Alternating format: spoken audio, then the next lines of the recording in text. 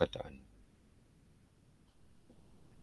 Maksud yang dikehendaki oleh tajuk ini iaitu apabila kita dicela, dihina oleh seseorang, apakah boleh kita mencela dia semula ataupun sekadar mana kita boleh menjawab celaan dia itu.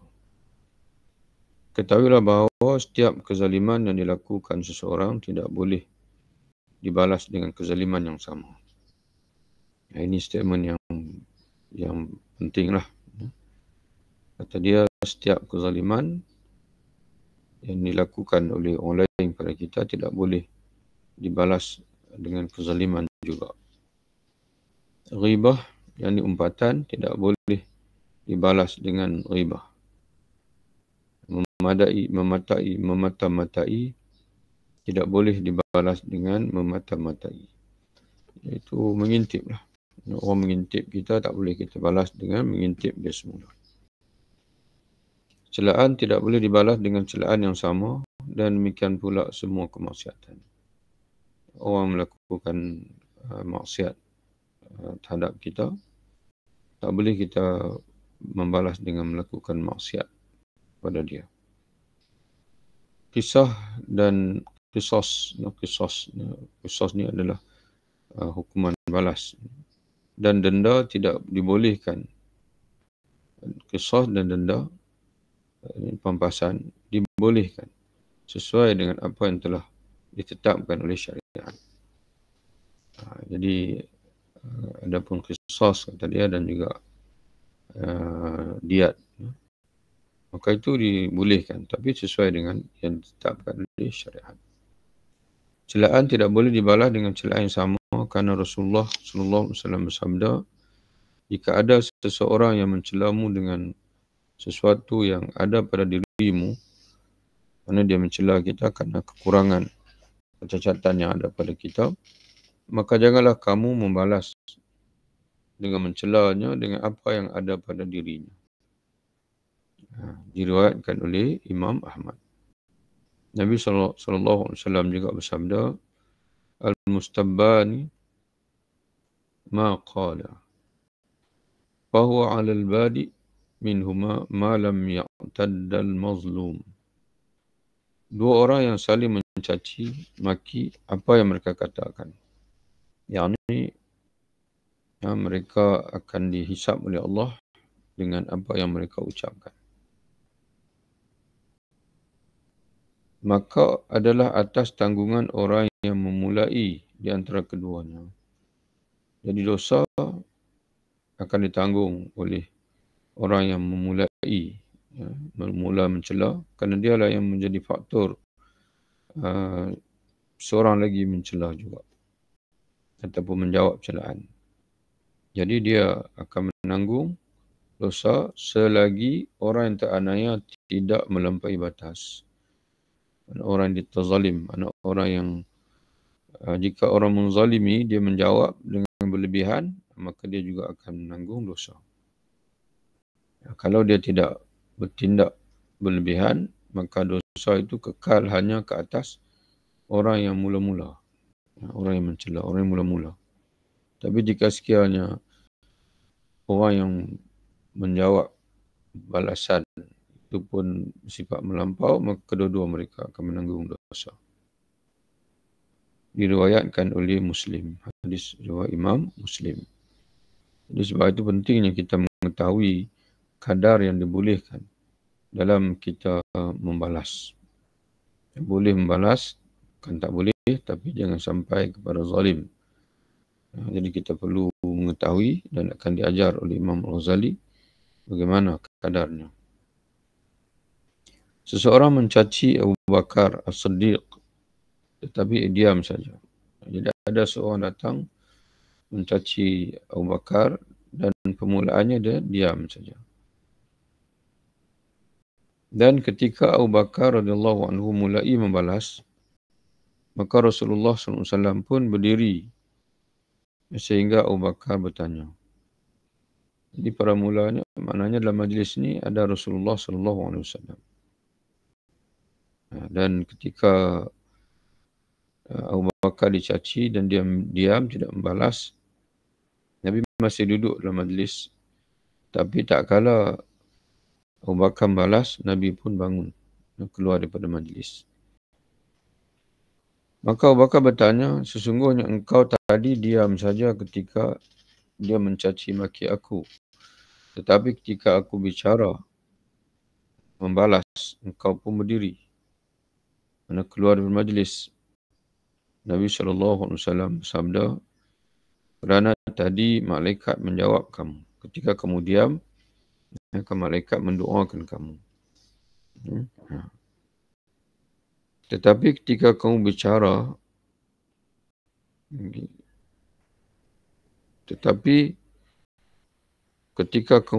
malaikat pun pergi dan syaitan pun datang. Maka aku tidak mahu duduk dalam majlis bersama dengan syaitan. Diriwayatkan oleh Abu Daud secara muttasil dan juga mursal. Imam Bukhari berkata mursal lebih sahih. Jadi di sini walaupun ada sanad yang muttasil, tapi kata Imam Bukhari yang sahihnya adalah mursal. Mursal iaitu hadis yang diriwayatkan oleh tabi'in dengan menyebutkan Nabi bersabda tanpa dia menjelaskan siapa sahabat yang menjadi perantara di antara dia dan juga Rasulullah SAW. Sebahagian orang berpendapat, mana sebahagian ulama berpandangan boleh membalas dengan sesuatu yang tidak mengandungi dusta. Bila ada orang datang mencela kita, boleh kita balas, tapi tidak boleh berdusta. Ataupun tidak boleh dengan perkataan-perkataan yang lain, yang bohong. Ataupun yang melanggari yang sebenar. Rasulullah melarang membalas. Ini hujah bagi golongan inilah. Rasulullah melarang membalas celaan dengan celaan yang sama sebagai larangan preventif, yakni tanzih. Maknanya sebaik-baiknya jangan membalas, kamu diam saja. Tapi kalaulah kamu balas dalam kadar yang tidak melampau, masih harus, walaupun bukan yang terbaik. Yang lebih utama adalah meninggalkannya. Tetapi jika membalasnya tidaklah berdosa. Yang paling utama ialah tidak membalas. Tidak membalas celaan ataupun cecaan itu. Diam saja itu yang paling baik. Tapi kalau membalas, masih harus. Ataupun tidaklah sampai haram, cuma berada dalam kategori makruh, tidak sampai haram. Ucapan balas yang dibolehkan adalah seperti, siapa kamu? Contoh orang celah kita pun kata kat dia, kamu siapa? Nak celah saya. Itu contoh. Siapakah kamu? Bukankah kamu hanyalah seorang dari Banu Fulan? Sebagaimana Sa'ad pernah berkata kepada Ibn Mas'ud, bukankah kamu hanya seorang dari Banu Huzail?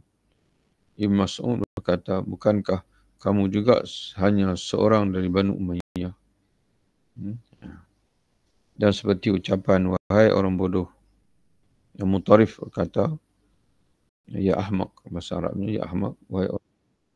Mutarif berkata, semua orang adalah bodoh di hadapan Tuhan, yang jahil, bodoh dengan jahil.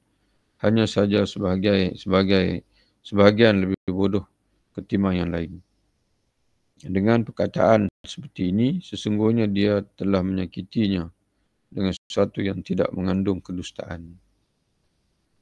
Oleh sebab orang itu datang kepada dia, mencerca dan sebagainya, maka dia berkata, wahai orang jahil, ataupun kamu jahil. Jadi kataan itu walaupun sebaiknya tidak dibalas, tapi kata Mutarif, dia masih berada dalam lingkungan yang diharuskan. Kerana sememangnya semua kita adalah jahil, tidak ada yang pandai. Kalau kita pandai satu aspek pun, kita tetap jahil aspek yang lain. Jadi tidak mengandung dusta. Jadi membalas, dipanggil membalas yang serupa, dipanggil bacaan yang serupa. Demikian pula perkataan wahai orang yang buruk perangainya, wahai orang tidak tahu malu, wahai pengunjing, dan perkataan lainnya yang sesuai dengan kenyataan yang ada. Contohnya dia mengumpat kita, contohnya. Maka kita katakan dia wahai pengumpat. Tapi dengan syarat dia betul-betul mengumpat kita lah, bukan kita hanya mendengar fitnah daripada orang lain. Itu dibolehkan, kadar yang dibolehkan untuk menjawab. Tapi bukan yang terbaik. Demikian pula perkataan, seandainya kamu punya rasa malu, nescaya kamu tidak mengatakannya. Betapa hina dirimu di hadapanku kerana apa yang telah kamu lakukan. Allah telah menghinamu dan balas dirimu. Itu contoh cepat ucapan yang dipanggil apa, yang dibolehkan. Contoh kita kata kat dia, kamu ni tak tahu malu. Contoh. Sedangkan gunjingan makna mengumpat dusta dan mencaci maki kedua orang tua telah disepakati keharamannya. Jadi bila orang menghina, hatta orang menghina ibu ayah kita, tetap kita haram menghina ibu ayah dia. Ini dah sepakati oleh ulama akan keharamannya. Tak boleh dengan alasan dia hina dulu ayah saya, jadi saya hina ayah dia. Tidak boleh. Tidak dibenarkan oleh syarak. Itu dikira berlebihan. Daripada dia seorang yang berdosa, maka kita turut berdosa sama. Diriwayatkan bahawa terjadi pertengkaran mulut antara Khalid bin Al-Walid dan juga Sa'ad. Kemudian ada seorang yang menyebut Khalid di sisi Sa'ad, lalu Sa'ad berkata, sungguhnya apa yang terjadi antara kami tidak sampai merosak agama kami. Jadi bila ada orang cuba mengadu domba di antara dia dan Sa'ad dan Khalid, maka dia menegur orang itu. Tak usah kamu mempelagar-lagarkan kami. Kerana walaupun kami berkrisis, tapi krisis kami tidak sampai merosakkan agama kami. Biasa saja. Satu pertikaian yang biasa saja. Dalil dibolehkan mengucapkan apa yang tidak mengandungi kedustaan atau hal yang haram adalah apa yang diriwayatkan Aisyah radhiyallahu anha bahawa isteri-isteri Nabi mengutus Fatimah untuk menemuinya. Lalu dia datang seraya berkata, wahai Rasulullah, isteri-isterimu mengutusku untuk menemuimu, menuntut keadilan pada anak perempuan Ibnu Quhafah, iaitu Aisyah radhiyallahu anha. Jadi isteri-isteri Nabi yang lain, mereka telah menghantar Fatimah, itu anak bagi Nabi SAW, untuk melaporkan adalah beberapa pertikaian di antara mereka dengan Aisyah radhiyallahu anha. Kerana Aisyah ini seorang yang petah bercakap. Jadi dia pandai berhujah. Jadi sebab itu mereka tidak boleh direct dengan dia. Jadi mereka minta supaya Nabi SAW yang menegurnya. Wallahualam. Itulah mungkin maksudnya. Sementara Nabi tengah berbaring ketika Fatimah yang mewakili isteri Nabi yang lain selain Aisyah, dia datang bertemu dengan Rasulullah. Pada ketika itu Nabi sedang berbaring. Lalu baginda bersabda, wahai anak perempuanku, apakah kamu mencintai apa yang aku cintai? Fatimah menjawab, ya. Nabi bersabda, maka cintailah orang ini, yakni Aisyah. Kerana aku menyintai dia, mengasihi dia. Jadi seolah-olah Nabi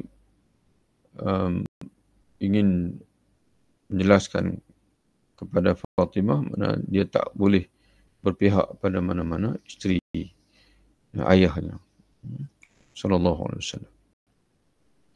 Kerana semua isteri Nabi itu dicintai oleh Nabi SAW. Fatimah menjawab, ya. Kalau begitu, tak apalah, wahai ayah. Nabi SAW bersabda, kemudian Fatimah kembali kepada mereka mengkhabarkan hal tersebut, lalu mereka berkata, kamu tidak bisa mewakili kami. Jadi mereka berkata kepada Fatimah, kamu tak layak mewakili kami lagi sebab kamu tidak bertegas. Kemudian mereka mengutus Zainab bin Jahsh mewakili mereka. Ini salah seorang isteri Nabi juga. Aisyah berkata, dia adalah wanita yang menyayangi aku dalam cinta. Lalu dia datang dan berkata, jadi Aisyah kata, Zainab memang dia bersaing dengan aku dalam meraih cinta Nabi SAW. Lalu dia datang dan berkata, Zainab datang dan berkata kepada Nabi SAW, anak perempuan Abu Bakar, yakni Aisyah, berkata, mana dia mengadu tentang anak perempuan Abu Bakar, iaitu Sayyidina Aisyah lah maksud dia itu. Aisyah menceritakan lagi, ia senantiasa menyebutku sementara aku diam saja menunggu izin dari Rasulullah untuk menjawabnya. Jadi ketika mana dia mengadu itu Rasulullah, Aisyah berada bersama dengan Rasulullah SAW. Lalu Nabi berkata, lalu sentiasa menyebutku sementara aku diam saja menunggu izin dari Rasulullah untuk menjawab. Mana ketika Zainab mengadu tentang Aisyah di depan Nabi, Aisyah berada bersama radhiyallahu anha.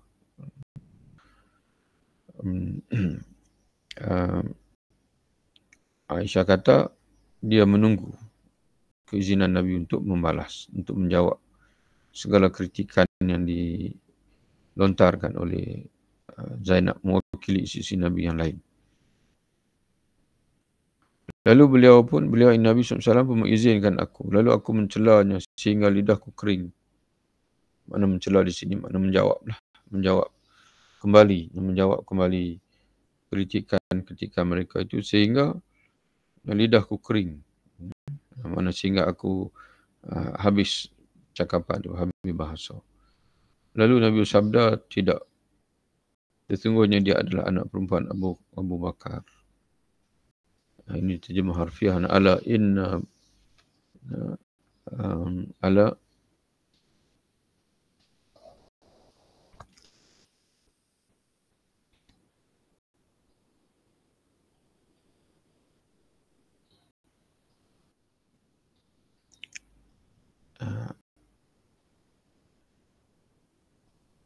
kalla innaha ibnatu Abi Bakr.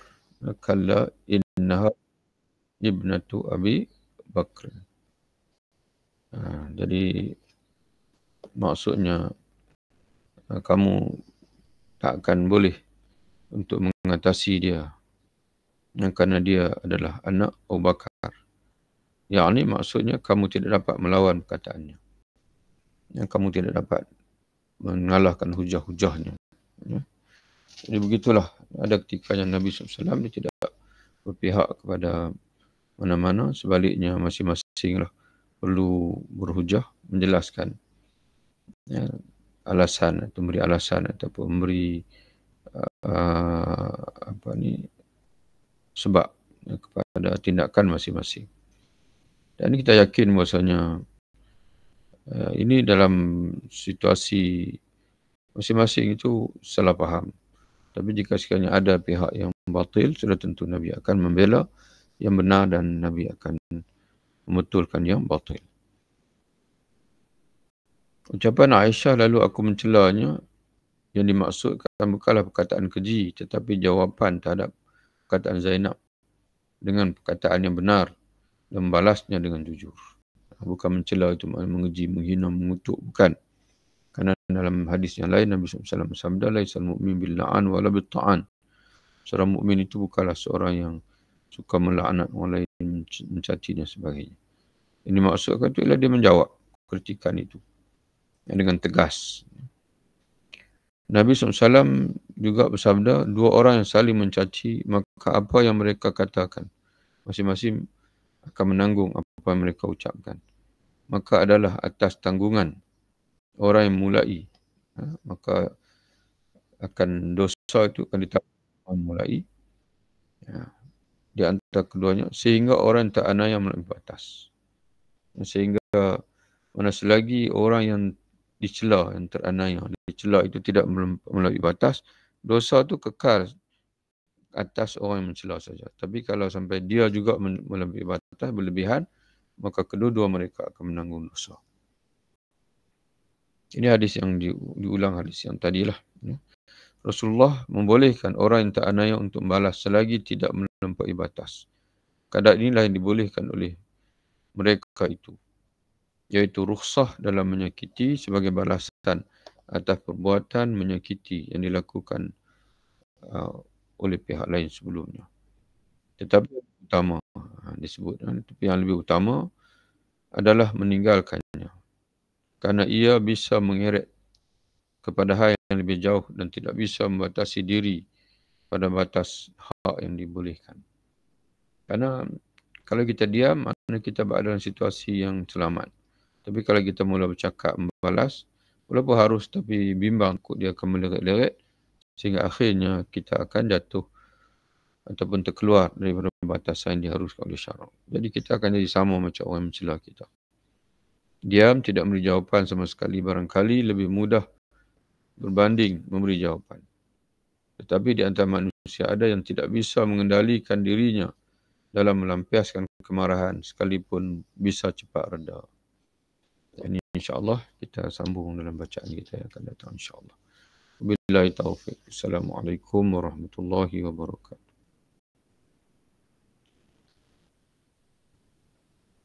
Jumpa lagi insya-Allah. Okay.